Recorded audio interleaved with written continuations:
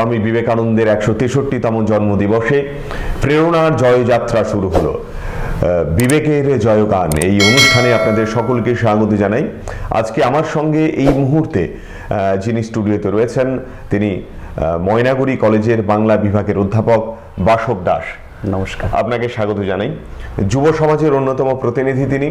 আমাদের অনুষ্ঠানে যোগ দেবেন কলকাতা থেকে যাদবপুর বিশ্ববিদ্যালয়ের মেকানিক্যাল ইঞ্জিনিয়ারিং বিভাগের অধ্যাপক ডক্টর সোমনাথ ভট্টাচার্য, প্রযুক্তি বিজ্ঞানী, রামকৃষ্ণ বিবেকানন্দ গবেষক। আমাদের অনুষ্ঠানে যোগ দেবেন রামকৃষ্ণ বিবেকানন্দ অনুরাগী, যুব সমাজের আরেকজন প্রতিনিধি ডক্টর কাজরি ঘোষ, অধ্যাপিকা কাজরি ঘোষ। প্রখ্যাত সঙ্গীত শিল্পী আমাদের সঙ্গে যোগ দেবেন সন্তোষ মজুমদার। সব মিলিয়ে স্বামী বিবেকানন্দের জন্মদিবসের ১৬৩তম জন্মদিবসের এই শুভ লগ্নে আমরা প্রেরণা এই চ্যানেলে আপনাদেরকে সকলকে স্বাগত জানাই। বাসব, আপনাকে আরেকবার স্বাগত। স্বামী বিবেকানন্দ সবসময় আমাদেরকে প্রেরণা দিয়ে যান এবং কি বলবেন আজকের এই শুভ মুহূর্তে স্বামী বিবেকানন্দের শ্রদ্ধার্ঘ্য নিবেদন করবার একটি সুযোগ আমরা পেয়েছি। একদম। নমস্কার রাহুলদা, আপনাকে। এই প্রেরণা চ্যানেলের মাধ্যমে আমরা স্বামীজিকে আজকে শ্রদ্ধা নিবেদন করছি। স্বামীজিকে বিবেচনা করার বা আলোচনা করবার জন্য তো অনেক পথ রয়েছে। আমরা স্বামীজিকে একটা নতুন দিক থেকে যদি দেখতে চাই আজকের এই প্রেরণা চ্যানেলের মাধ্যমে, তাহলে বলবো যে স্বামীজি হচ্ছেন একজন ব্যতিক্রমী সন্ন্যাসী। কেন বললাম এই শব্দটা? এই যে ব্যতিক্রমী সন্ন্যাসী, তার একটা কারণ আছে। একটি গল্প দিয়ে আপনাকে বলছি। আপনারা সবাই জানেন যে স্বামীজি একদা রাজস্থানের খেত্রী রাজ্যে তিনি গিয়েছিলেন। সেখানকার রাজা স্বামীজিকে অভ্যর্থনা করেন, আপ্যায়ন করেন এবং স্বামীজিকে অনুরোধ করেন যে একটি সঙ্গীতানুষ্ঠানে আসবার জন্য, যে সঙ্গীতানুষ্ঠানে বাইজির দ্বারা গান পরিবেশন হবে। স্বামীজি সেটা শুনে প্রথমেই নাকচ করে দেন এবং যখন সেই সঙ্গীতানুষ্ঠান শুরু হয়, বাইজি সেটা জানতে পেরে একটি গান ধরেছিলেন। চিরপরিচিত সেই গান, সুরদাসের লেখা, প্রভু মেরে অবগুণ চিত না ধরো। এই সঙ্গীত যখন স্বামীজি শুনলেন, তখন স্বামীজির মধ্যে তিনি এটা নিয়ে একটা আলোচনা করলেন, নিজের মধ্যে একটা আত্মসমালোচনা করলেন যে আমি তো সন্ন্যাসী, আমার মধ্যে তো কোনো বিভেদ থাকবার কথা নয়, তাহলে আমি কেন বাইজির সঙ্গে আমার নিজের অর্থাৎ সন্ন্যাস জীবনের একটা পার্থক্য দেখছি। জীব এবং প্রত্যেকটা জীবের মধ্যে ঈশ্বর রয়েছেন। এই চিন্তা থেকে স্বামীজি তার নিজের ভুল বুঝতে পারলেন এবং শোনা যায় যে পরবর্তীতে তিনি সেই বাইজিকে মা সম্বোধন করে সেই সঙ্গীতানুষ্ঠানে গিয়েছিলেন এবং তিনি ক্ষমা প্রার্থনা করেছেন। এখানে স্বামীজি ব্যতিক্রম। স্বামীজির এই ব্যতিক্রমী জীবনধারা আমাদেরকে অনুপ্রেরণা যোগায়। একদম। আমরা আলোচনায় রয়েছি। আমাদের সঙ্গে এই মুহূর্তে দক্ষিণেশ্বর মন্দিরের সামনে থেকে ডক্টর সোমনাথ ভট্টাচার্য তার প্রতিক্রিয়া জানিয়েছেন। এই চ্যানেল নিয়ে তিনি বলেছেন, স্বামী বিবেকানন্দকে নিয়ে কি বলেছেন আমরা শুনব। স্বামী বিবেকানন্দের পূর্ণ জন্মদিন তথা জাতীয় যুব দিবসে আমাদের অত্যন্ত প্রিয় বন্ধুসম রাহুলের নতুন ইউটিউব চ্যানেল প্রেরণার জন্যে অন্তরের শুভেচ্ছা এবং সেই সঙ্গে স্বামী বিবেকানন্দের আশীর্বাদ প্রার্থনা। স্বামীজি চেয়েছিলেন যে ভারতের মানুষ সব দিক দিয়ে এগিয়ে যাক, ঐহিক দিক দিয়ে এবং পারমার্থিক দিক দিয়ে। তাদের শরীর স্বাস্থ্য ভালো হোক, মন সতেজ থাকুক, পেশিতে জোর থাকুক এবং মনোবল থাকুক, আত্মবিশ্বাস থাকুক। এই সবটা মিলিয়ে একটা পূর্ণাঙ্গ ব্যক্তিত্বের স্বপ্ন স্বামীজি দেখেছিলেন বললে কম হবে। স্বামীজির মূর্তির সামনে, স্বামীজির মূর্তির পাদদেশে দাঁড়িয়ে আমরা স্বামীজিকে স্মরণ করে তাঁরই যে ব্রত, সেই ব্রত পালনের সৈনিক রূপে নিজেদের জীবন সমর্পণ করবার জন্য ব্রতী হব এবং সেটি বিশেষভাবে স্বামী বিবেকানন্দের পূর্ণ জন্মদিনে তাঁকেই সাক্ষী রেখে তাঁর শ্রীপাদপদ্মে প্রার্থনা করে। আবারও বলি, রাহুলের যে নতুন ইউটিউব চ্যানেল প্রেরণা, স্বামীজির কৃপায় যেন সেটি বহু মানুষের প্রেরণা হয়ে ওঠে, বহু মানুষের নিত্যদিনের সঙ্গী হয়ে ওঠে এবং বহু মানুষের স্বামীজির পদাঙ্ক অনুসরণ করে নতুন ভারত গড়ার অন্যতম সহায় হয়ে ওঠে। আজকের এই বিশেষ দিনে আমাদের এই একান্ত প্রার্থনা। এতক্ষণ আমরা সোমনাথদার এই আলোচনা শুনছিলাম। খুব স্বল্প সময়ের ব্যস্ততার মাঝখানে তিনি আমাদেরকে প্রেরণা চ্যানেলের জন্য এই শুভেচ্ছা দিয়েছেন। আমরা সত্যি প্রেরণা নেওয়ার চেষ্টা করব, যারা দর্শক আমাদের সঙ্গে জুড়ে থাকবেন আগামী বেশ কয়েক বছর ধরে, তারা নিশ্চয়ই স্বামী বিবেকানন্দের জন্মদিবসে যে চ্যানেলের পথ চলা শুরু হলো, তারা নিশ্চয়ই প্রেরণা পাবেন প্রতিনিয়ত, এ কথা দিচ্ছি আজকের এই শুভ দিবসে। স্বামী বিবেকানন্দ, যার চরণ দুটি যেন প্রথিত রয়েছে প্রাচ্যে এবং পাশ্চাত্যে। রবীন্দ্রনাথ ঠাকুর বলেছিলেন, তিনি যেন একাধারে প্রাচ্যকে আরেক ধারে পাশ্চাত্যকে মিলিয়েছিলেন। কিছুদিন আগে আমেরিকার প্রাক্তন প্রেসিডেন্ট বারাক ওবামা একটি জায়গায় বলেছেন, আমার নিজের শহর শিকাগোতে বিশ্বাসের ঐশ্বর্যকে উৎসবের চেহারা দিয়ে গিয়েছেন যে সন্ন্যাসী, তিনি আর কেউ নন, তিনি হলেন স্বামী বিবেকানন্দ। বিভিন্ন মনীষীরা বিভিন্ন সময় বিভিন্ন কথা বলেছেন। আমাদের আরেকজন বাংলার যেন পথ দেখিয়েছিলেন, যিনি তার রচনায়, গানে, লেখনীতে, কবিতায়, কাজী নজরুল ইসলাম। আমাদের সঙ্গে অধ্যাপক বাসব রয়েছেন। আপনার কাছ থেকে যে কথা শুনতে চাইব, যে নবভারতের তিনি অগ্রদূত ছিলেন। নজরুল ইসলাম একটি বলেছিলেন যে স্বামী বিবেকানন্দকে নিয়ে, যে নবভারতে তুমি নিয়ে এলে নববেদ। বাসব, আপনি তো আমাদের সঙ্গে রয়েছেন এই অনুষ্ঠান, প্রেরণার এই অনুষ্ঠান আপনারা দেখছেন। অধ্যাপক বাসব দাসের কাছে আমরা জানতে চাইব, নবভারতের বেদ, এই কথা বহুদিন আগে কাজী নজরুল ইসলাম বলেছিলেন, কি বলতে চেয়েছিলেন তিনি?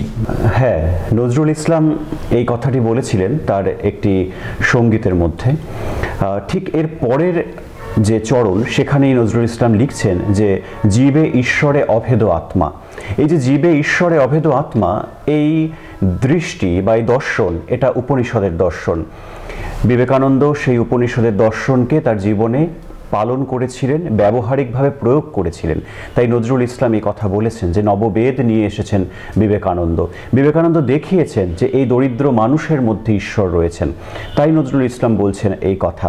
আপনারা সকলেই অবগত আছেন সেই বিবেকানন্দের সেই আহ্বানের প্রতি, যেখানে তিনি লিখছেন যে মূর্খ ভারতবাসী, চণ্ডাল ভারতবাসী, দরিদ্র ভারতবাসী, অজ্ঞ ভারতবাসী, আমার রক্ত আমার ভাই। এই যে স্বামীজি যে কথাটা বলছেন যে আমার ভাই, এই শব্দটা যত সহজ, তাকে অনুধাবন করা ততটাই কঠিন। যে ভারতবর্ষের মধ্যে এই বর্ণাশ্রম প্রথা ছিল, যে ভারতবর্ষ জাতপাতের মধ্যে বিভেদ ছিল, সেখানে স্বামীজি সকলকে এক করে নিলেন। তাই নজরুল ইসলাম বলছেন যে তুমি আনিলে নববেদ, অর্থাৎ তিনি আনলেন, জীবনে তো আনলেন, তার প্রতিষ্ঠিত সংঘ রামকৃষ্ণ মিশন তাকে পালন করছে, এবং আগামী দিনে আমাদের স্বামীজির প্রদর্শিত এই নববেদকে পালন করে যেতে হবে। আমরা জানি যে বেদ হচ্ছে, বেদের অপর নাম শ্রুতি। বেদ মানুষ স্মরণ করে করে মনে রাখত, একে পালন করতে হবে। বিবেকানন্দ যে ডাক দিয়েছিলেন তাকে পালন করতে হবে, এটাই হচ্ছে এই নববেদ কথার অর্থ। একদম।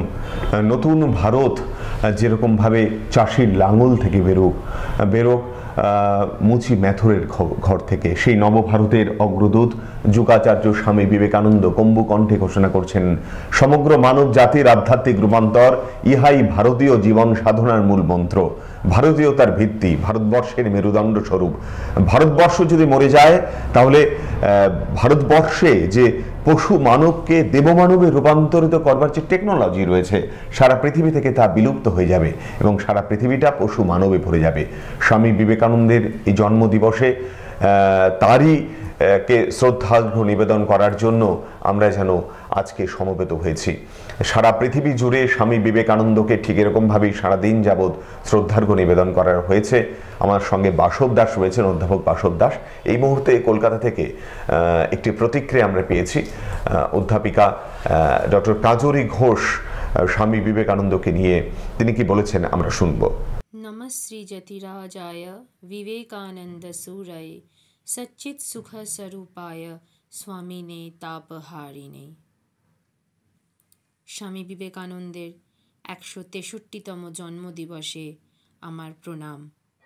12ই জানুয়ারি জাতীয় যুব দিবস, যার জন্মদিনকে কেন্দ্র করে তারই চরণতলায় দাঁড়িয়ে প্রেরণা ইউটিউব চ্যানেলের বিবেকের জয়গান নামক অনুষ্ঠানের পর্দার ওপারের সকল দর্শককে আন্তরিক শুভেচ্ছা জানাই।